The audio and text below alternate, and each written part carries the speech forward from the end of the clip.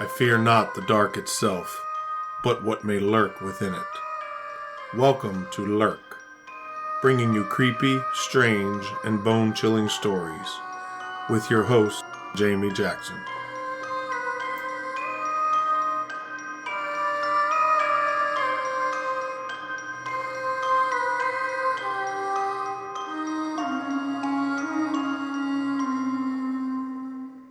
Hey Lurkers, welcome to this week's episode. Before we get started, I just wanted to give you an update on upcoming events that Lurk will be set up as a vendor. On June 8th, we will be at the 3rd Annual Wytheville, Virginia UFO Festival, 10 a.m. to 6 p.m., which is located at the Wytheville Meeting Rooms, located at 333 Community Boulevard. How many times can I say located in one sentence? Then the following Saturday, June 15th, we will be at the 2nd Annual Sasquatch Saturday at Piney Run Park in Sykesville, Maryland. Links for both of those events can be found in the show notes.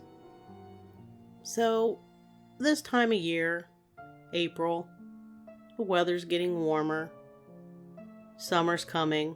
It's Memorial Day in another month, roughly, a little bit more than a month, and everybody's starting to think about vacation and relaxing, possibly somewhere like a lake, where you can go boating, fishing, and swimming. Just a nice, relaxing time by the water. But where we're headed, to Georgia and Lake Lanier, it's not quite so relaxing. That's because Lake Lanier is haunted, possibly cursed, and has a cryptid. Which, of course, if you're like me, that makes it number one on your places you might want to go on vacation list. Lake Lanier is located in the northern area of Georgia. It's a reservoir created by the completion of the Buford Dam on the Chattahoochee River in 1956. Supposedly, it gets hotter than a hoochie coochie there. If you know, you know. I'm not going to explain that. It's also fed by the Chestatee River. Lake Lanier's 38,000 acres, or 59 square miles, which is about 150 square kilometers, of water.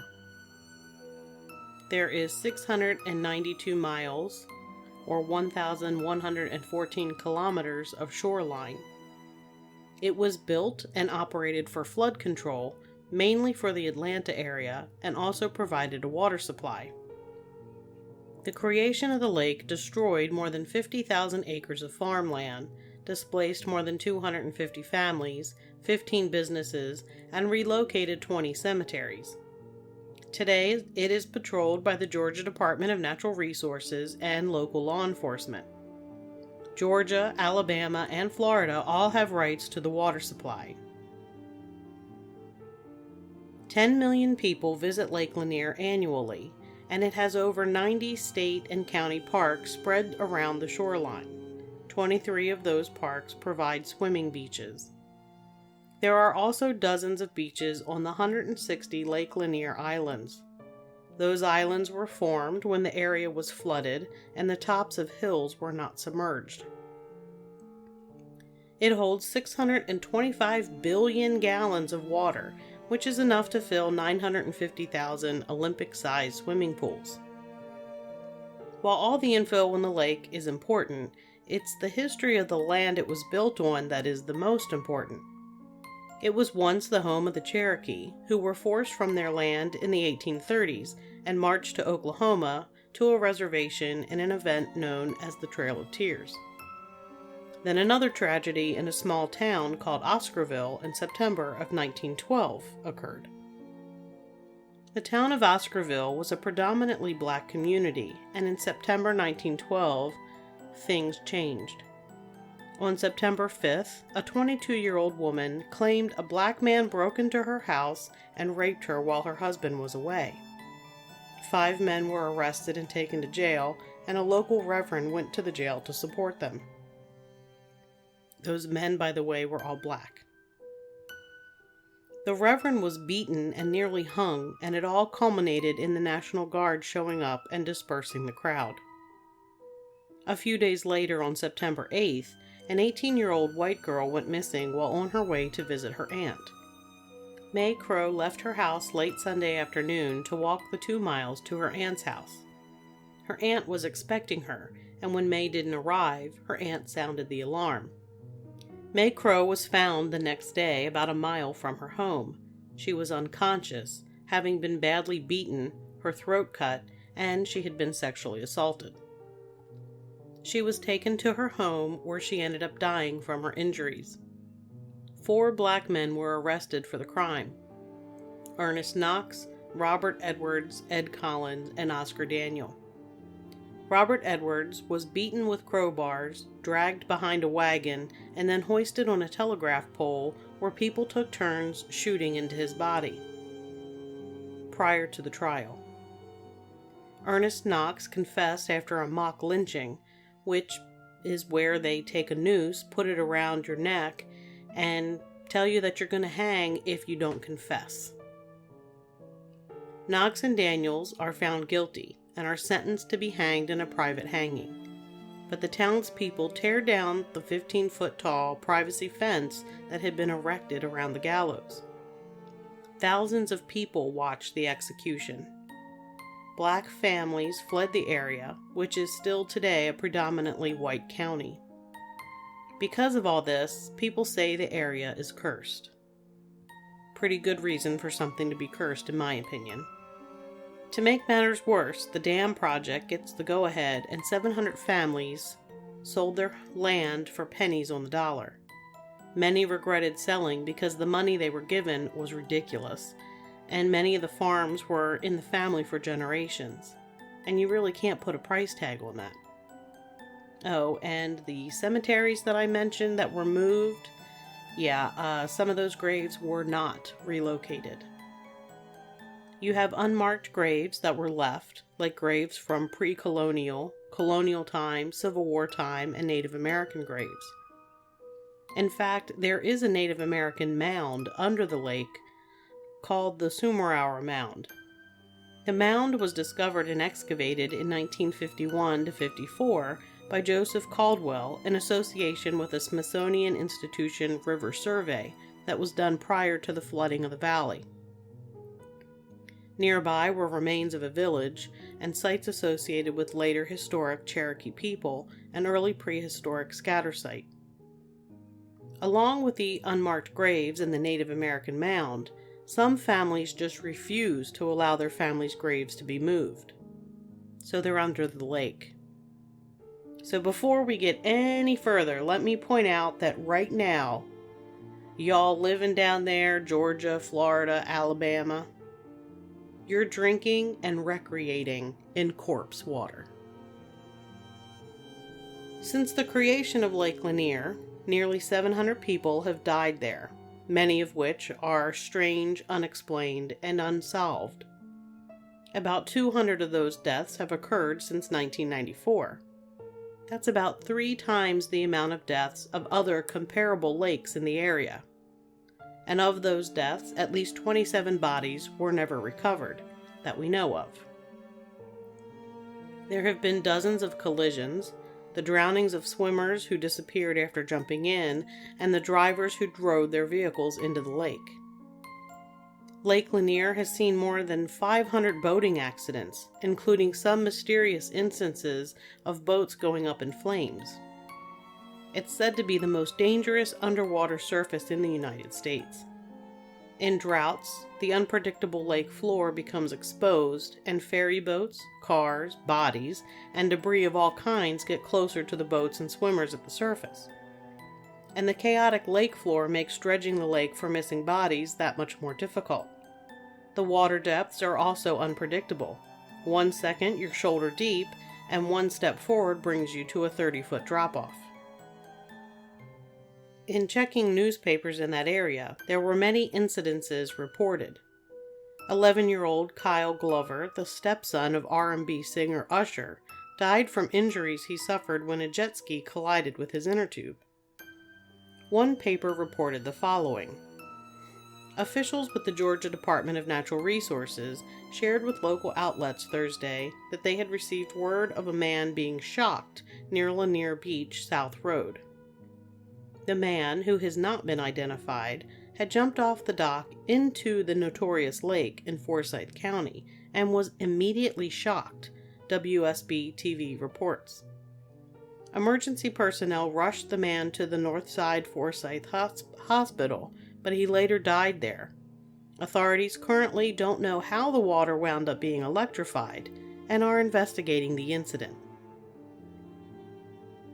Nothing better than going to the beach, jumping in, and getting killed because you were shocked to death. How does that even happen? In 1968, a man said his female companion fell into the lake while they were standing on a dock. The man ran for help but had a seizure and woke up in the hospital. It said homicide was investigating. I would hope so, because the man's story seems a little hinky to me. In 1981, a man was killed and thrown into the lake. Another died from boat propeller injuries. In 1977, a man went out boating in July, and his boat was found running in circles by itself. The man's body was found in September. In 1997, another homicide victim's body was found. Dorian Hinson, a pro basketball player, drowned when he jumped off the deck of a rented pontoon. In May of 1965, a poultry truck driver was killed when his truck smashed through the guardrail and dove 75 feet into the lake. The truck was located in 40 to 50 feet of water, but the body of the truck driver wasn't there. The body of a woman was found in the lake. She had been stabbed to death. In 1998, a 14-year-old scuba diver drowned. In 1956, a car plunged into the lake.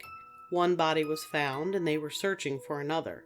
The father of the woman believed foul play was involved.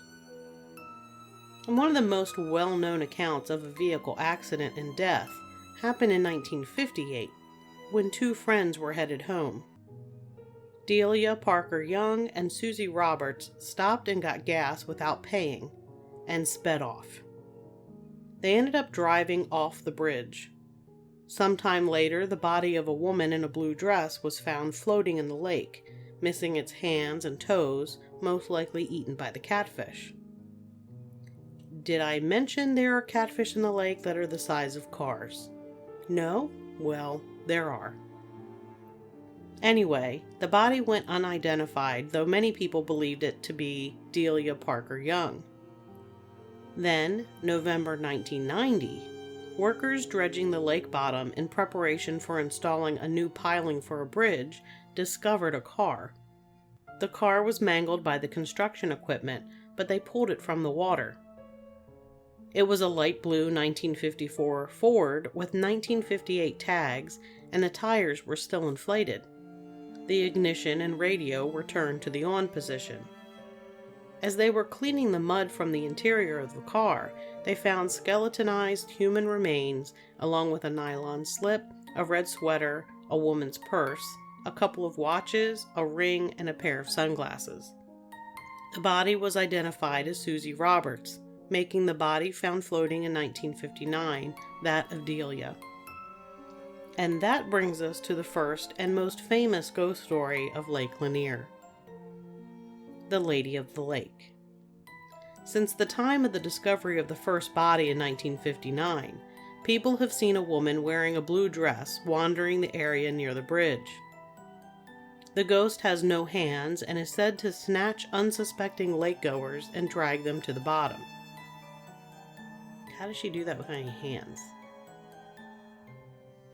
Other people say that she's sad-looking and wanders the area near where the accident occurred, looking lost and seeming to be searching for something.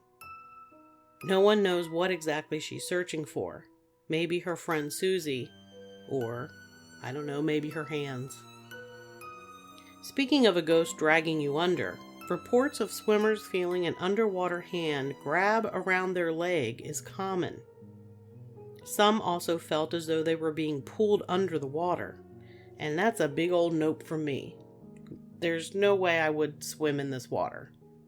There's no way. Boats are said to inexplicably go off course and collide with other boats, resulting in injuries and sometimes death. The spirits of people who were displaced by the building of the lake are said to roam the woods and shoreline surrounding it. There's the ghost of a young boy who walks the shore of the lake. People hear his cries echoing across the water. He's thought to be one of the lake's many drowning victims. One night, there were 2 men out on a boat doing some night fishing when they saw the figure of a guy on a raft using a staff or long oar to pull the raft through the water. When the figure saw their boat, it jumped from the raft and began swimming toward them. Then suddenly the man and raft all disappear.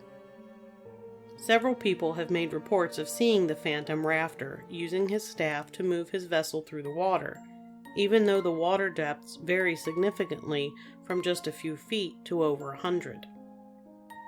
Some people have heard strange noises coming from under the water.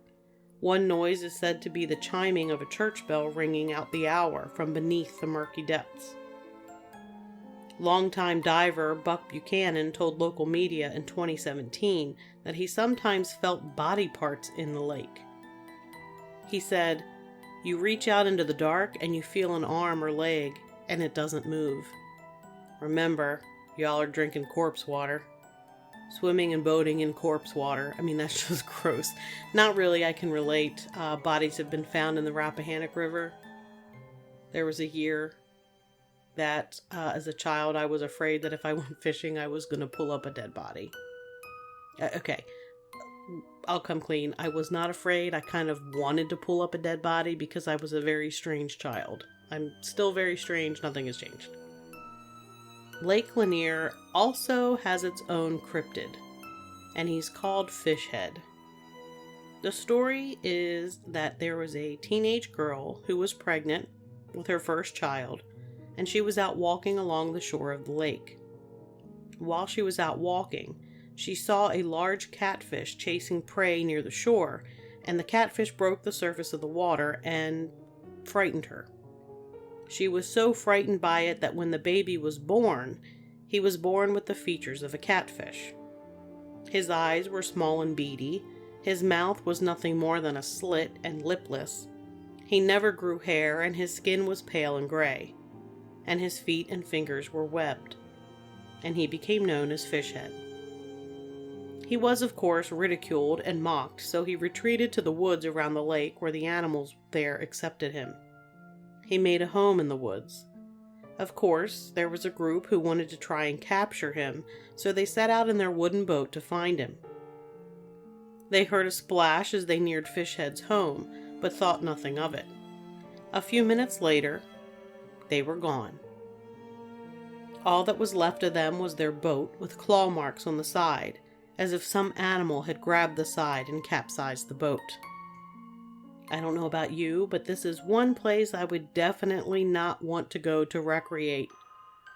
Maybe to ghost hunt. Okay, definitely to ghost hunt. Not to relax.